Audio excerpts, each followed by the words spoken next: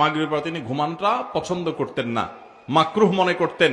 রাসূল করিম সাল্লাল্লাহু আলাইহি ওয়াসাল্লামের সারা জীবনের আমল ছিল কানান নবী সাল্লাল্লাহু আলাইহি ওয়াসাল্লাম ইয়াকরাহুন নাওমা ক্বাবলা আল ইশা ওয়াল হাদিস বা'দা।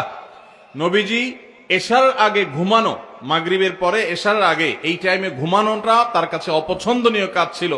কারণ অসুখ বিসুখ হলে ভিন্ন কথা, কিন্তু মাগরিবের পর তিনি ঘুমানটা পছন্দ করতেন না, মাকরুহ মনে করতেন।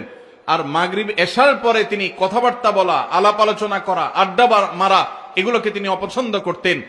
অথচ আমাদের অনেকের এশার পরে রাত শুরু হয়, আড্ডা শুরু হয়, 12টা 1টার দিকে আমরা বিছানায় যাই। শহর তো শহর, এখন গ্রামেরও এই দশা।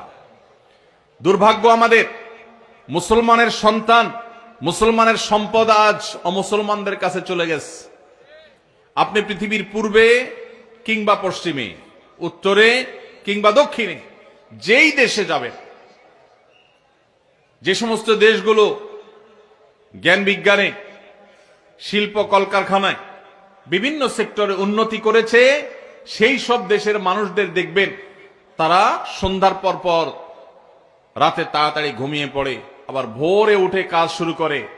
আর আমরা যারা মুসলমান, আমাদের নবীজি যে শিক্ষা আমাদেরকে দিয়ে গেছেন সেটা তারা ধারণ করছে, অথচ আমরা উল্টাটা করছি, রাতে দেরিতে